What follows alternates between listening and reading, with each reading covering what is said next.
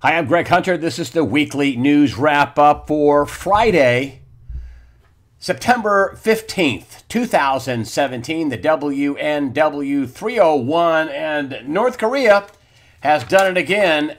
This is frightening, folks. North Korea launched a missile over Japan towards the Pacific Ocean.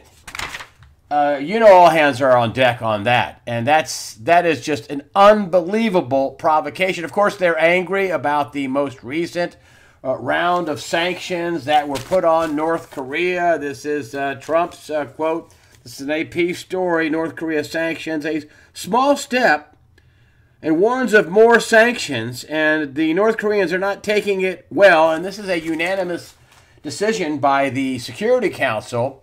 So this is a big deal, and North Korea is just livid and making all kinds of threats. Earlier in the week, North Korea threatens to sink Japan with nuclear warheads and reduce the U.S. to ashes. This has got peaceful South Korea freaking out. We've already put the THAAD system in, the Terminal High Altitude Area Defense System, which they didn't want to do, which they put in. Now they go to Washington. South Korea delegation asked Washington for nuclear weapons. We're talking thermo nukes, tactical nukes, I should say.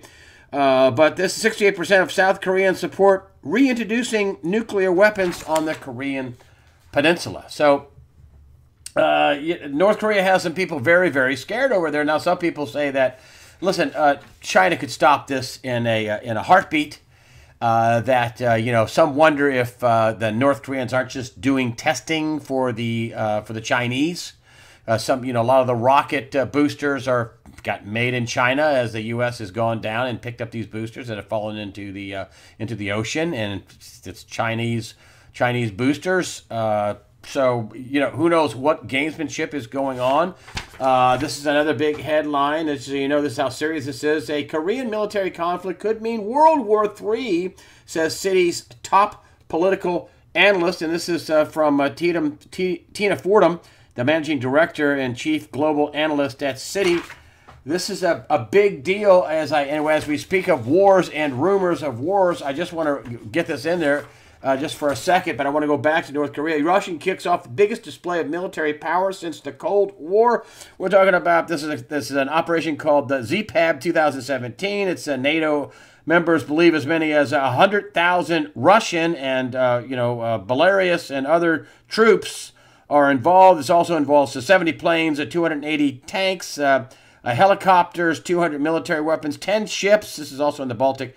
200 heavy weapons and guns, whatever that means. And just to let you know where this is, if you look at this right here, this is Russia, Greater Russia.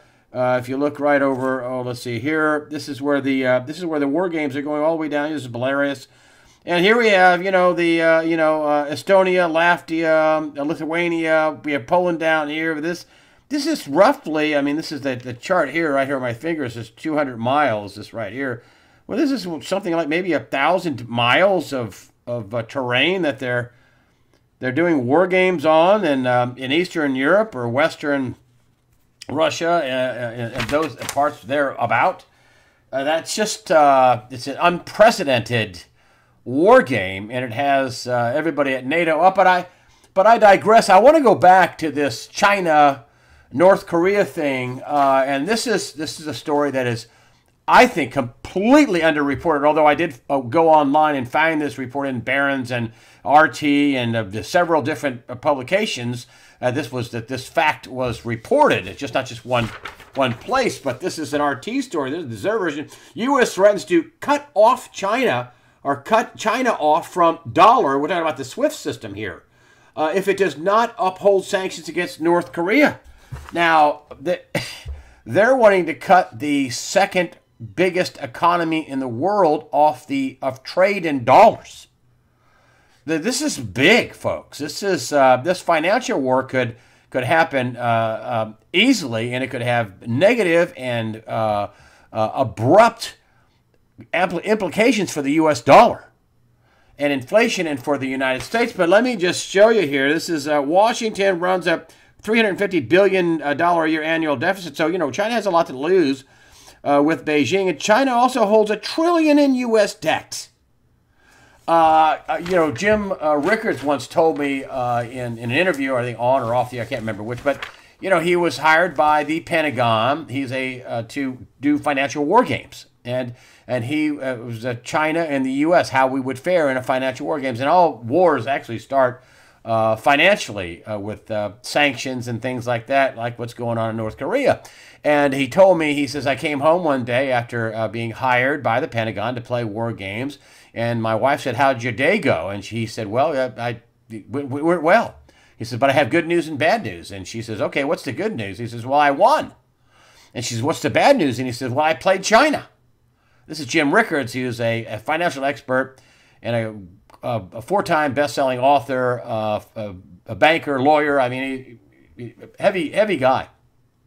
Now, has the Pentagon found a way to thwart China in the years since Jim Rickards has been over playing war games between the U.S. and China, mock war games between the U.S. and China? I don't know. But, they hold $1 trillion in debt, and we do $350 billion in trade and a lopsided trade deficit. If that gets out of hand, if they strike first, if somebody strikes first, then this, our Treasury could get sold off. I remember Paul Greg Roberts, former Assistant Treasury Secretary. He's the father of Reaganomics and trickle-down economics. And he said, China sells our bonds, America's over. So I don't know what they've been doing in the background, or what the Exchange Stabilization Fund has been doing, or could America take that hit? Will we just default on the debt? Will we just say, hey, Wilson, you're not going to let you cash that in? I have no idea. I have no idea, but I do know one thing. This could go horribly, terribly wrong, and it could go horribly, terribly wrong in a hurry. And if you look at the trajectory of the U.S. dollar, I just want to bring this up to you. I mean, this is pretty frightening and a big move in a currency. This is 103 in January of this year. The dollar was 103 on the USDX. Okay, and if you look here, this is today, and it's down to 92 today. I mean, that is a huge percentage move for what 9 months, almost 8.5 months, 9 months. It's a huge percentage move on the U.S. dollar. So it's not exactly like the dollar is going gangbusters. It's on a downward trajectory. And Venezuela came out. This isn't the biggest country in the world, but again, this is another. They're brick in the wall, right? I mean, they said that they wouldn't be using the dollar when they sell oil. They would no longer accept U.S. dollars to pay for their oil. So the trajectory for the U.S. dollar, at least the Federal Reserve note dollar, is not looking good. Something very abrupt could happen to it, as Chris Martenson of Peak Prosperity will tell you on the early Sunday release. He talks all about the dollar and the trajectory and some of the perils that we have and things like that. And he said you should tune in for Dr. Chris Martenson, from the founder of PeakProsperity.com, for the early Sunday release. It's pretty amazing. And I do want, and he also brings up this little fact, not just the Venezuela thing, but he brings up this that. And this is a Russian publication, Game Changer, China to buy oil with gold-backed yuan. Other people have reported this as well. Oil experts such as Russia exporters, I should say, such as Russia and Iran will soon be able to bypass the U.S. dollar in a convenient and convert their yuan into gold. Now, this was a September 2nd, 2017 story. But they're talking about bypassing the U.S. dollar and converting their yuan into gold. One of my interview subjects said, one of these days, China's going to, bring all their gold out into their Olympic stadium. They're going to put it, and they're going to surround the stadium with their troops and tanks and whatever. And they're going to unveil all their gold bars. And then they're going to tell the United States, okay, here's ours, show us yours. And, Steve Mnuchin, that sophomoric Treasury Secretary, sophomoric tweet, glad the gold is safe. He went to Fort Knox. Bizarre things are happening in the background. You're not saying, you're just saying instead of the Steve Mnuchin story where, he wants a private jet to go on his honeymoon. Listen, when he's talking, that is nothing. That is, yes, it may be a little tawdry or whatever, but him threatening to cut China off the SWIFT system, off the dollar system, the second biggest economy in the world, won't be using dollars? Oh, wow, what could go wrong? How could that be bad for the United States? It's just unbelievable. I want to talk about this meeting that the president had also at the White House with the minority leader in the House of Representatives, Nancy Pelosi, the minority leader in the Senate, Charles Schumer. And they came out and said, "Oh, we're gonna have DACA, we're gonna have immigration reform. 800,000 of these kids that were brought as children to the United States going to get to stay. Trump's going to protect them, and we're not going to have a border wall." This is Nancy Pelosi saying this. Schumer was quoted in a hot mic saying that I told the president that sometimes he needs to go left. That if he just always goes right, he'll be boxed in. Which may not be such bad advice, bad appraisal about what's going on. But Trump has been thwarted by the likes of Paul Ryan and Mitch McConnell, who evidently can't count to 50 because he had the health care vote and then acted surprised, like, "Oh, we didn't get this done." He knew it wasn't going to happen. He should have never had a vote.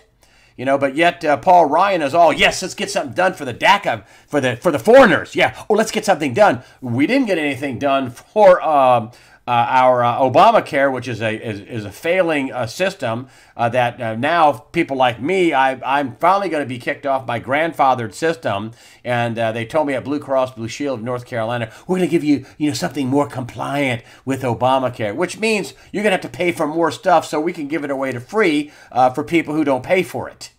My health care is already up since Obamacare went into effect. 140, 150%, something of that nature.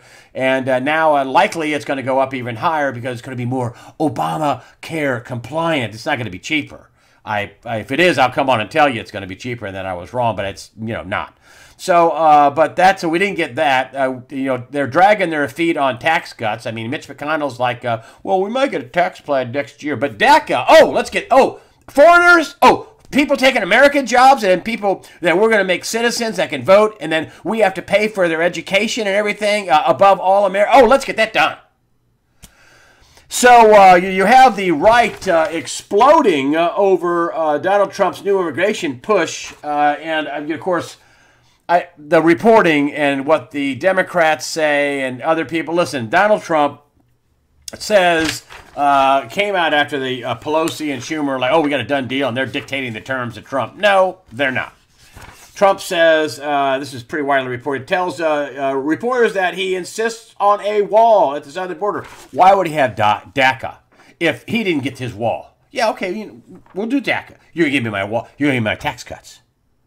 But we'll give you your DACA. I mean, that's what it looks like he's doing. So anyway, we go on and says he says that the southern border, he says reporters insist on a wall southern border as part of the immigration deal. They can't obstruct the wall. That's what he's talking about. That's why he had them over there to say, "Okay, I'll give. You got to give too, and we're going to have a wall." And so, what I wanted to, it took me a long time to, I read a lot of stuff. The reporting was all over the place. You had some of the diehard, core supporters saying that he ought to be impeached, which I think is outrageous. You have, if anybody ought to be impeached and be kicked out of office, should be Paul Ryan in the 2018 midterms. He should be gone, just like Eric Cantor. Too bad we can't get rid of Mitch McConnell, but he should be voted out of majority leader, and somebody else should take over. That will help Trump's agenda. But I ended up being at a loss for interpretation. And so I ended up calling Mark Taylor, who is the writer of this hot-selling book, The Trump Prophecies. He appeared on the USA Watchdog channel. He tells me on Amazon he went from around, it wasn't that up 200s, and then it's been out for for a few months. And he says it went down to 2,400, and it jumped 1,000 points back into 1,300 land. And it was 24 and change. Now it's 1,300 and change after being on USAWatchdog.com. But I talked to Mark Taylor about this and said, "What do you think about this whole Trump talking with Pelosi and Schumer?" He says, "Well, listen, here's what I say. Trump is doing God's agenda, not his agenda, but really God's agenda. He got put into office by Trump. This is, of course, the person that predicted Trump would win in the Trump prophecies." And Mark Taylor told me, because I called him on the phone, and he says, what this is about is Trump is exposing the people who are against him, Democrat or Republican. They're going to expose, he's going to expose people who are against him. And woe be those people in 2018, particularly the Republicans who are against him. And that's why Trump had, these Democrats and Republicans, but he had, three Democrats in very weak states that went won by a landslide. Trump won by a landslide, and they're going to have a hard time in 2018. They're up for re-election. South Dakota, North Dakota, and West Virginia in particular. But he said, Mark Taylor says that's what he's doing, exposing the people that are standing in the way of the agenda. He also said that as far as this whole border thing, he says, listen, God believes in borders. He says, God, and you look in the Bible, God believes in borders and protects nations. And he says, listen, anybody that says, it's not Christian for you to have borders, really? He says, well, heaven has a wall, it has a gate, and it takes extreme vetting to get in. Yes, God believes in borders. That's Mark Taylor, who is the writer of this book. You all should buy this book. It's fascinating. Actually, I've been reading it from the beginning. It's not just the prophecies, which he gives away for free on his website, but the backstory of his story about him as a firefighter, first responder, the gruesomeness of the things he saw and had to deal with on a daily basis. The idea that these guys sit around in the firehouse and drink coffee and eat donuts is absurd. These people are under major stress, and much like some combat veteran would have after he comes home. This happens in our shores. But the backstory in the Trump prophecies is pretty fascinating. You guys should get the book. I get nothing for holding this book up and telling you to get it. But that was Mark Taylor's read, and I said so. I closed with saying, so you're not worried. He says, oh no, I'm not worried. No, everything's fine. I'm not worried about that at all. That's just the way the game is played, end quote, according to him. The game is played. A couple other things that I wanted to bring up too about the mainstream media. The Media Research Center says that, the summer press, the summer coverage of Donald Trump, 91% negative. I mean, come on. I mean, I am astounded and appalled at the media. I mean, I worked at ABC News and I worked at CNN, and I prided myself in not being a Democrat or Republican. I've never been registered in either party. Actually, I voted for people in both parties. Probably more conservative, more Republican than Democrat, but I voted for people in both parties. Back in the day, you could be a blue dog Democrat and be against abortion. Well, that doesn't happen anymore in the Democrat Party. You cannot be against abortion. But anyway, the long and short of it is that 91% of the coverage, just outrageous. That's not news. That's propaganda. That's thought shaping. And that is just is repugnant. And these media organizations are going to pay for it. They are already paying for it. And they'll pay for it even more. And one last thing that I wanted to talk about with the hurricanes, I just wanted to bring up.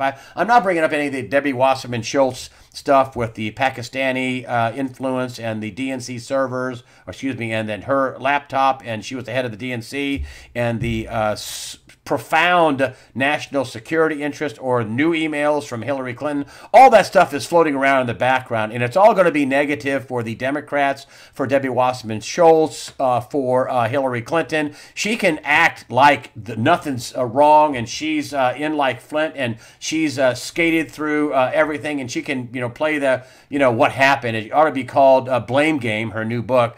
But she can act as if everything's okay, and she's talking about her charity. How dare they attack my charity? A global charity fraud. I'll say it there. Sue me. We'll go into discovery. It's a global charity fraud that you used to take treasonous bribes, and you used private servers to cover that up. There, I said it. But at any rate, those stories percolate, and there's lots going on there. And I think that's why they're not going after the IRS scandal, where they went after conservative groups with the IRS and Lois Lerner. I think that's why they're not doing it. I think they're not doing it because they got bigger fish to fry. They got bigger things coming down the pipe. And that's what I think's coming down. And finally, I just wanted to, my heart goes out to the people that got hit in Hurricane Harvey, and also Hurricane Irma. The death toll is still not complete down in Florida. But that's going to be, I think, another $1 trillion. I think Harvey was $1 trillion. I think Irma is ultimately, all told, loss of wages, opportunity, everything, $1 trillion. I just wanted to focus on the agricultural side. Florida's a big agricultural state, for citrus, oranges, all kinds of things. Florida's a very big agricultural state. And this is the farmers down there say, Florida farmers say Irma's damage, the worst they have ever seen.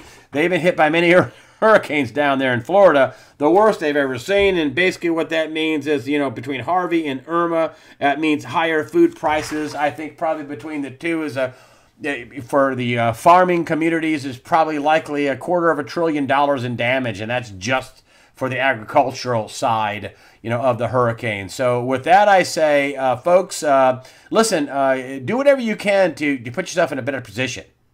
Don't worry about the negative news. Don't worry about that. Try to help your families. Try to put yourself in a good position. So if something does go horribly wrong in a short amount of time, you don't have to run out to the gas station. You don't have to run out to the grocery store and put yourself in harm's way. And with that, I will tell you, thank you for your comments. We have some of the smartest people on the internet on USAWatchdog.com. Thank you for your donations. That helps us out. And remember, fear not. Prepare yourself mentally, physically, above all, spiritually. Fear not. And I will close with this. Right here, Matthew 28:18.